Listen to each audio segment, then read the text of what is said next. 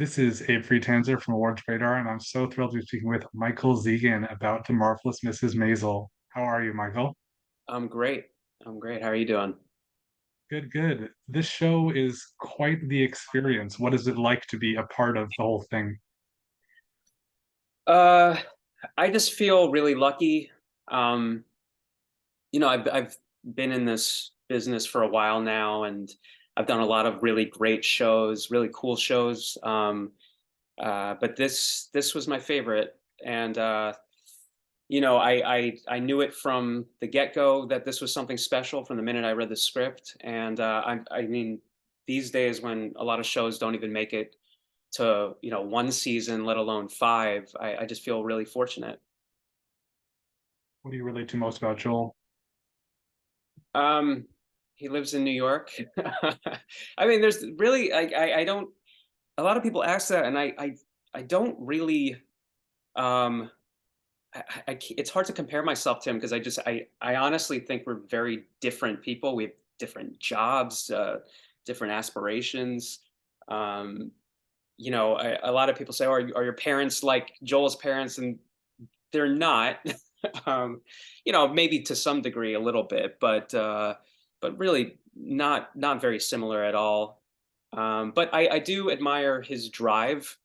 When one door closed for him, it wasn't the end of the world. He was able to find something else, something that gave him a sense of purpose, and I guess that's probably the one thing that I do identify with.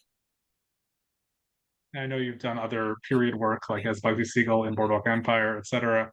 Do you like working in a different era? Yeah, I love it. I was always a big Back to the Future fan, so to get to work, in the 1950s, is kind of a dream come true. But yeah, if you're fortunate enough to be a part of a show that has a budget and can make New York City look like another time period, then it's truly wild. And luckily we work for Amazon, and they supported us in every way. And when you go to shoot a scene and you see the lineup of old cars, it's truly mesmerizing. I mean, it really is. It's a dream. I'm also thinking a lot about that scene, the flashback where Joel and Midge are arguing about which way the bridge is, and he's Hmm. coming out of that taxi, and that has I think the show also has the power to make New York City feel very small, like they're the only people in it, as much as to be very busy and so populated in those huge ensemble scenes. Yeah, sure. And it's always nice when you know you're shooting a scene and they close down multiple blocks and everybody comes to watch, and it's magical. I mean, that scene was really magical. It really was. And it was late at night. I think we were in Brooklyn, and there was just tons of people came to watch, especially knowing they when they would do that during the first season, people would come to watch, but they had no idea who we were or anything like that. And here, it's season five, and you hate to give away certain plot points, and scenes, but it didn't matter. They had no idea what was going on. It was a flashback. So Well, I'm glad you say that because I do want to give away certain plot points and scenes in our conversation right now. So anybody watching, please start the yeah. whole show and finish before we keep going. There was something sort of off-putting to me about the idea of seeing Joel in prison. What was your first response when you read that in the script? Uh, well, my I guess my first response was, what did he do? um, Luckily, they said it was only in the script. It actually says it's a 2-year sentence at a white collar prison. So I knew he didn't do anything super bad, but yeah, I was shocked. I never in a million years would have imagined he'd end up in prison. Um, and I've said this before. Like I don't like to know from script to script, episode to episode, what's going to happen. I never like to know. I kind of just read it. Um, I guess as a fan, and so when somebody told me, I think it was somebody who does makeup on the show, and they were like, "Oh, I got the new script. You want to know what happens to Joel? Do you want to know where he ends up?" And I was like, "All right, just tell me. I'm going to get it anyway." And in the next couple of days, and he told me, and I was just like, "Okay." like it's cool. I definitely was excited about putting on the makeup, the prosthetics, and aging myself, and to be honest, even in that episode, in that script, you still didn't know quite why he was there. So as I think the next episode explained it, and it was all, it was completely admirable. It was great. It was, I guess it doesn't get any more redeeming than that. I'm also thinking of a few very memorable scenes in synagogues on this show, which is not something I think I can say about any other show. What is it like, just shooting those very, I think, large scale scenes in an unexpected setting? Yeah, we always shoot at the same synagogue since the first season, and it's beautiful and it's old. I think it's in um, I know it's in Brooklyn, maybe Borough Heights, or I don't know. I don't know Brooklyn that well, to be honest. I've lived here over 20 years, and I've never lived in Brooklyn, so it's escaping me. But it's a beautiful old synagogue, and apparently Ruth Bader Ginsburg attended, and it's gorgeous. But it's always so hot in there, and especially with the prosthetics, that Rachel and I had to wear, and I was wearing something of a fat suit, and it's always a little bit uncomfortable, regardless of the fat suit. It's always a little too hot, and it just reminds me of, when I was a kid going to synagogue and sitting and standing and sitting and standing, and it's just exhausting. And but that being said, typically when we shoot those scenes, everybody's there, the whole cast, so that's a joy. That makes it all worthwhile. It really is a fantastic cast, and they may not be like your real parents, but what is it like working with Kevin and Caroline? They're so Oh my fantastic. God, yeah. I love them. I love them so much. We have so much fun. I mean, with this cast, everybody is so funny, and we just have the best time. I mean, Kevin's a stand-up comedian, but Caroline might as well be, because everything that comes out of her mouth is hilarious. So, but yeah, and then Tony and even Marin is funny, and Rachel. I mean, we had the best cast. It's it was always those scenes where everybody's together are always so special, and it never feels like work. Also sort of had his own separate plot line with May, and I mean, Stephanie Shu is somebody who I think has blown up so Oh completely yeah. since the start of this show. What was it like building that relationship and just seeing her move on now? Yeah, well, she fit right in from the beginning, and she actually went to college with Rachel. So, I guess it was great, having Rachel know her, and she knew Rachel. So she I think she felt sort of at home when she first started working on it. But yeah, I mean, we're all super proud of her, because we knew she was great beforehand, and this just proves it. And since you don't read ahead, did you think maybe they would work out and it wouldn't just be sort of Joel and Midge in this lifelong non-relationship? Yeah, there was no inclination that she was going away anytime soon. So, yeah, it was a surprise. Even after, we filmed that scene, I was like, so, but you're gonna come back at some point, and she was like, I haven't been told that, so I don't know.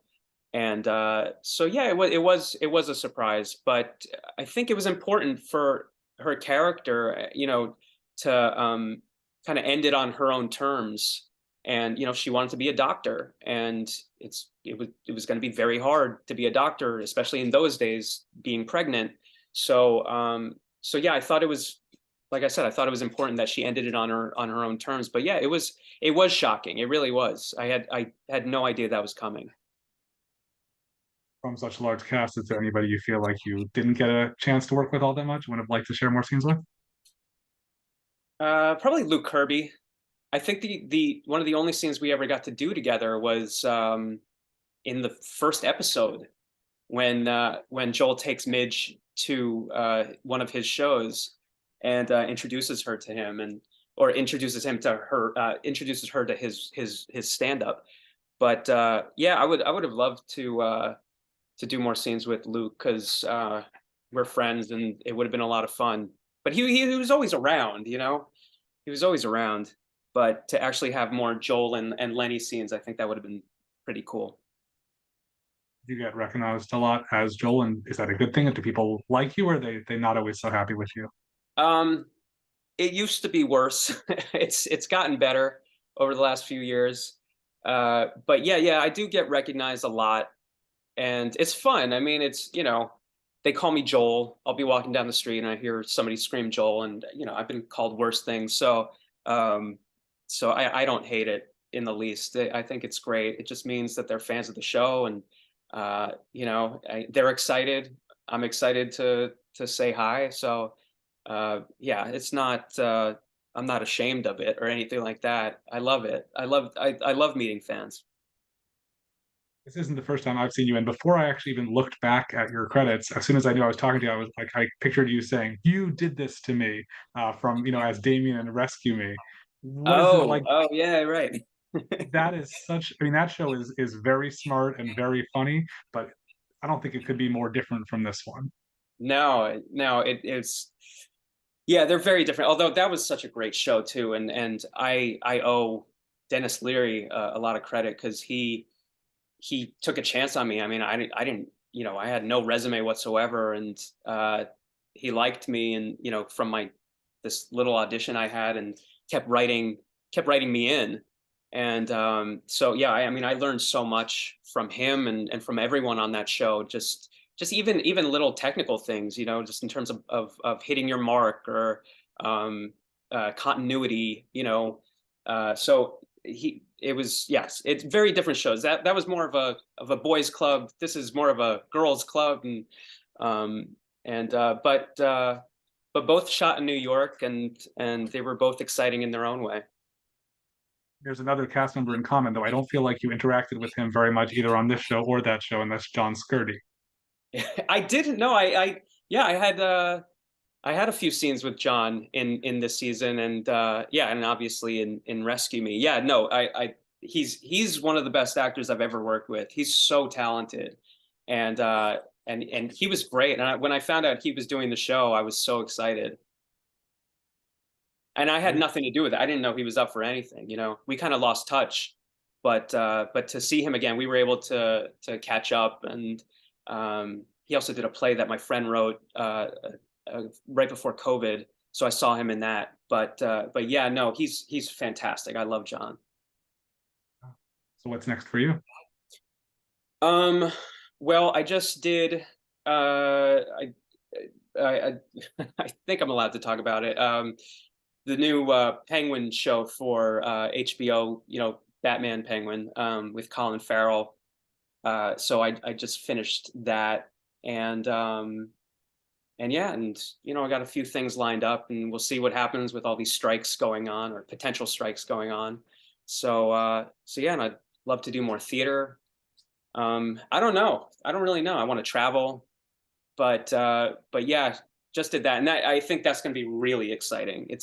I love the new Batman with Robert Pattinson, and so to get to work with Colin Farrell in the full prosthetics and makeup, and it was Mike Marino who did the prosthetics for Colin, and he also did for Maisel too. So that was really cool seeing him, because Mike Marino is like best in the business at this moment. I mean, he was nominated for an Oscar recently.